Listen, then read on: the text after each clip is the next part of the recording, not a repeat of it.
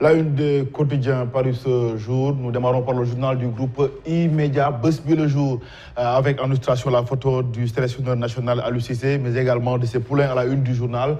Cannes 2021, le Sénégal en demi-finale, Cissé gagnant. Ismaël Sarr avec Ismaël Sarr et Kouyaté. Le banc s'est exprimé. Les Lions retrouvent le Burkina Faso mercredi prochain, match prévu à 19h. Le journal du groupe Futur Média donne également la parole à l'invité du JDD, Alioune Tine, fondateur de Afrikajom Center, qui parle donc sur la criminalisation de l'homosexualité. Selon lui, la loi qui existe suffit largement. Abou Abel Thiam brise également le silence à la une du quotidien du groupe E-Media. Abou Abel Thiam qui analyse également les résultats des élections locales. L'appel à partir de sa non-structuration, selon donc ses déclarations à lire à la page 5 du quotidien du groupe E-Media. On passe à un autre journal. Vox Populi, qualification demi-finale de la CAN.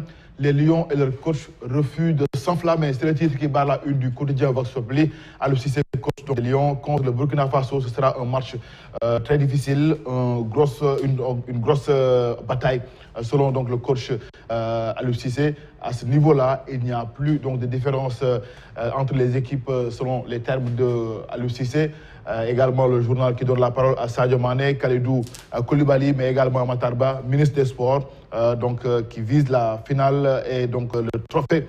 Sa photo à la une du quotidien Vox Populi. Vox Populi également donne la parole à Moussa Sarr. Moussa Sarr, la Ligue démocratique qui analyse les résultats des élections locales. Si les locales étaient un référendum, Yewwi Askan Wi l'aurait perdu largement comme en 2016. Moussa Sarr ne s'en limite pas là. Il parle également de la coalition Benno Bokk Yakaar qui a gagné 37 des 40 départements avec un score de 94,6% et 532 sur 557 communes. Moussa Sarr qui parle également de cette large victoire de la coalition Benno Bokk Yakaar à la une du journal Vox Populi, qui donne également la parole aux Pastefiens ou les membres donc, du Pastef. Le mandat des députés devant finir le 30 juillet prochain. Pastef réclame à Macky Sall la date des législatives. Pape Diop et Bokk Gis préparent eux les législatives et peaufinent une coalition. Un autre quotidien. L'As quotidien revient également sur la victoire des Lions du Sénégal. Hier, victoire sur le score de 3-1. Les Lions concurrents, c'est le titre qui barre la une du journal L'As quotidien. L'As également donne la parole à Sadio Mané et à ses partenaires qui écartent le Zalang national et file en demi-finale. Ils jouent le prochain match contre le Burkina Faso, match donc prévu mercredi prochain à 17h, à 19h. Aliou Cissé, il ne faut pas s'enflammer, d'ici donc le sélectionneur national. Le ministre des Sports, Matarba, qui parle également à l'équipe nationale du Sénégal, qui selon lui, l'équipe est en train de monter en puissance. Ismaël Sarr, buteur hier donc, contre la Guinée équatoriale. On est là pour le pays, on est là pour le Sénégal, Ismaël Sarr. Sadio Mané également qui donc Sadio Mané qui nous parle également de ses coéquipiers. Selon lui, ce sera une erreur si le Sénégal n'arrive pas en finale. Selon donc, le numéro 10 de l'équipe nationale du Sénégal, Juan Micha Obiang, c'est le coach de la Guinée équatoriale. Donc il parle donc après sa défaite contre le Sénégal. Le Sénégal a des joueurs de classe mondiale, d'après donc le sélectionneur de la Guinée équatoriale. Un autre quotidien, l'Observateur. Quart de finale CAN 2021, le Sénégal bat donc la Guinée équatoriale sur la marque de 3-1. Si c'est comme ça, on gagne la CAN. Les Lions entrent en maturité tactique, force de caractère et équilibre. Ismaël Sarr, le match vu par sa maman, donc le journal donne la parole à la maman d'Ismaël Sarr, auteur donc du but hier. Et le journal donc revient sur le procès en appel fixé au 28 février prochain. La justice ne lâche toujours pas. Imam Ndao, selon le journal L'Observateur. Le Soleil nous parle également de la CAN Cameroun 2021, Sénégal, Guinée équatoriale, 3-1. Le coaching gagnant donc d'Aliou Cissé. Les Lions affrontent les étalons du Burkina Faso en demi-finale mercredi prochain, match prévu à 19h. Le journal donc Le Soleil revient également sur la souveraineté vaccinale et pharmaceutique. La BAD annonce 1764 milliards de francs CFA pour l'Afrique. Akoumi Adesina, je suis impressionné par le train express régional. Sa déclaration donc à lire à la page 6 du journal Le Soleil. Un autre quotidien, l'info, Cannes, le Sénégal en demi-finale. Les Lions éteignent les alangues nationales. C'est le titre qui barre la une du quotidien, l'info. Le journal donne la parole à Aliou Cissé et à ses poulains. Les réactions de Sadio Mané, de Cheikhou Kouyaté à lire à la une du quotidien, mais également la réaction du président national. Macky Sall, chaleureuse félicitations, cher Lyon, bravo pour cette qualification en demi-finale de la CAN 2021. Bravo, Demba Dier, Manko, Indi, Koubi, c'est donc les déclarations du chef de l'État Macky Sall. Matarba, également sa déclaration à lire à la une du quotidien L'Info.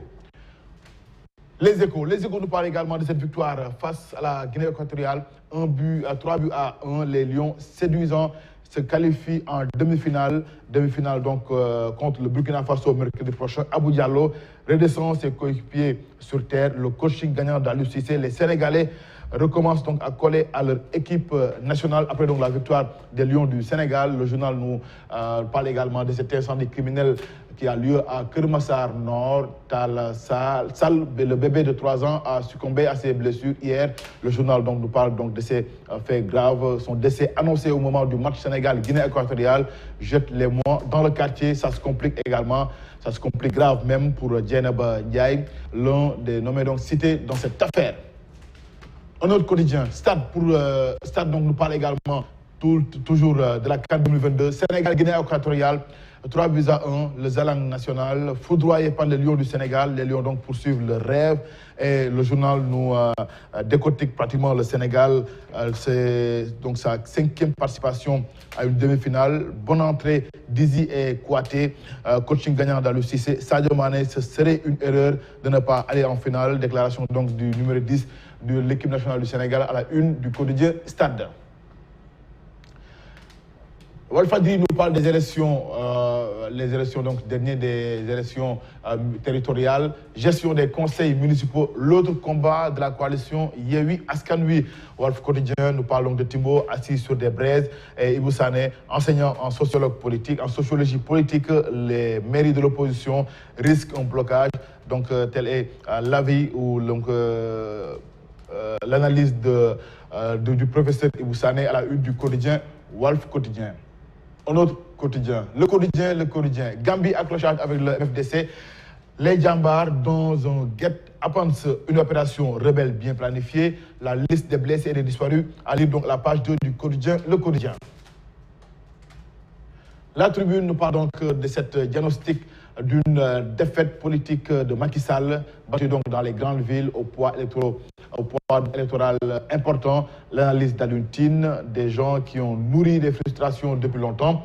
L'usure du pouvoir commence à se faire sentir au Sénégal. À Thiès, Maodo Malick Mbaye et Abdou Mbow font mieux qu'il dit. Et Diatra, ce sont donc les déclarations ou analyses à lire donc à la une du journal La Tribune. Libération nous parle de ce drame à l'hôtel Pullman de Dakar. Un client chute de sa chambre située au 10e étage. Les faits ont eu lieu dans la nuit du jeudi à vendredi vers 3 h du matin. Il est décédé sur le coup. La victime, Marc-Henri Gallien, qui vit aux Almadies, avait pris donc une chambre pour quelques jours. Une enquête ouverte pour découvrir ce qui s'est largement donc passé. Attaque cocktail Molotov à Kermassar. Le journal Libération donc nous en parle. Bébé Tala, 3 ans, est décédé. Son grand-père, âgé de 65 ans, lutte toujours contre la mort.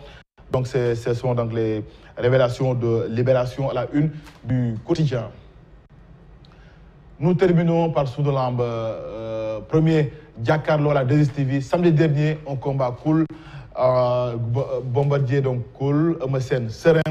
Le journal donne la parole donc aux deux protagonistes. Eumeu qui parle donc de ce combat qui n'est pas un risque pour lui. Et Bombardier, le 27 mars prochain, ce sera un jour ou un autre jour, selon donc les déclarations du pensionnaire donc de l'écurie Mbour Montagne.